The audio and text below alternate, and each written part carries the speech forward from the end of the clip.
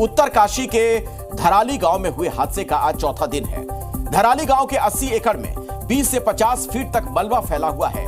6 लोगों की मौत की पुष्टि अब तक हो चुकी है। सैकड़ों लोगं को बचाया गया है। कई लोगों को बचाने का प्रयास किया जा रहा है। तो आपको धराली की 10 खौफनाक कहानियां दिखाते हैं। सबसे पहले आपको रेस्क्यू टॉप 10 दिखा देते हैं। ये तस्वीरें हैं धराली गांव की, जो भयंकर बादल फटने के बाद मलबे की गर्त में बदल गए। इन 2 तस्वीरों में देखिए कैसे एक आबाद इलाका बर्बाद हो गया सिर्फ 34 सेकंड में। धराली अब वो गांव नहीं रहा जहां बादल फटने के कुछ वक्त पहले तक जिंदगी थी। अब वहां पहाड़ों की चट्टानों और कीचड़ के बीच दबा हुआ हर घर, हर उम्मीद धूल और कीचड़ में गुम होती जा रही है। ये तस्वीरें बीते दिनों की हैं, जब धराली मार्केट में जिंदगी दौड़ती थी, बाजार में रौनक थी, दुकानदारों की आवाजें गूंजती थी।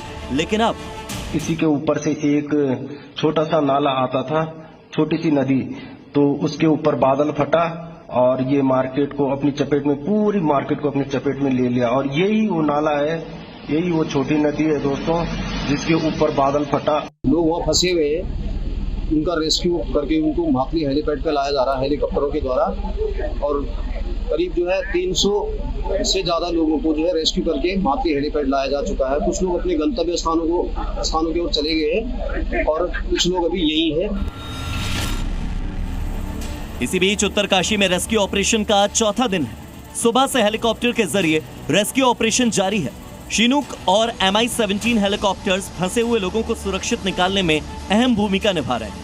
गंगोत्री और हर्षिल में फंसे हुए लगभग 367 लोगों को एयरलिफ्ट कर सुरक्षित जगहों तक पहुंचाया जा रहा है। 9 प्राइवेट हेलीकॉप्टर्स का इस्तेमाल भी रेस्क्यू ऑपरेशन में हो रहा है।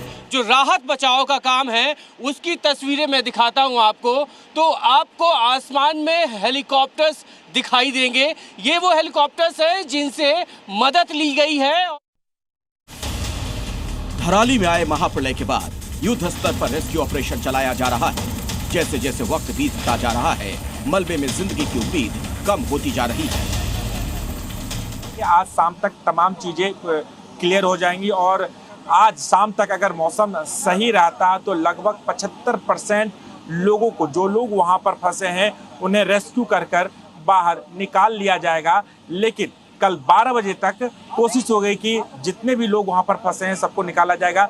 हालांकि हालात को सामान्य रूप से लाने के लिए लगातार हेलीकॉप्टर की सेवा ली जा रही है। चीनिक हेलीकॉप्टर भी भेजे गए हैं, MI-17 भी भेजे गए, ताकि लोगों को जल्द से जल्द सुरक्षित स्थान पर लाया जा सके। देहरादून से भी जॉली ग्रांट से रेस्क्यू ऑपरेशन शुरू हो चुका है। उत्तरकाशी का मौसम साफ बना हुआ है, तो रेस्क्यू ऑपरेशन में आज थोड़ी कम दिक्कत आई।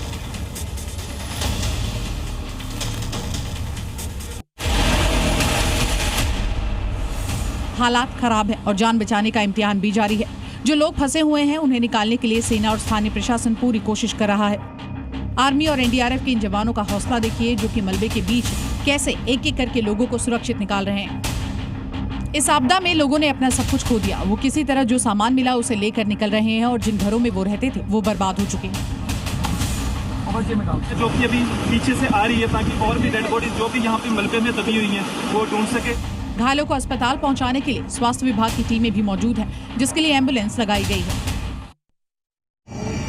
राहत पहुंचाने के लिए अब सैटेलाइट फोन का सहारा लिया जा रहा है। NDRF के पास सैटेलाइट फोन मौजूद है। साथ ही वहाँ पर जो कम्युनिकेशन का इशू था, आज सुबह ही हमारा जो एक QDA होता है उसने भी काम करना शुरू कर दिया। कुछ सैटेलाइट फोन भी हमारे वहाँ पे काम कर रहे हैं। उधर कमांड सेंटर से सैटेलाइट के जरिए हर हरकत पर नजर रखी जा रही है। ऊपर से आसमान, नीचे से टीम, लेकिन हालात अब भी काबू में नहीं हैं।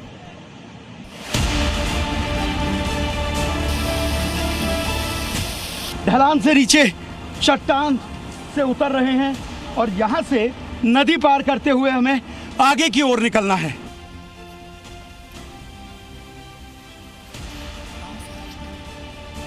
इस वक्त कठिन चढ़ाई से उतर के मैं नीचे भागीरथी नदी पर पहुंचा हूं।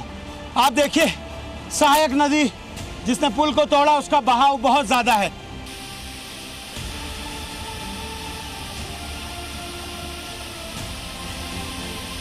और यहां से नदी पार करके मुझे आगे पहुंचना है। जो आपदाग्रस्त क्षेत्र हैं वहां पहुंचने की कोशिश कर रहे हैं।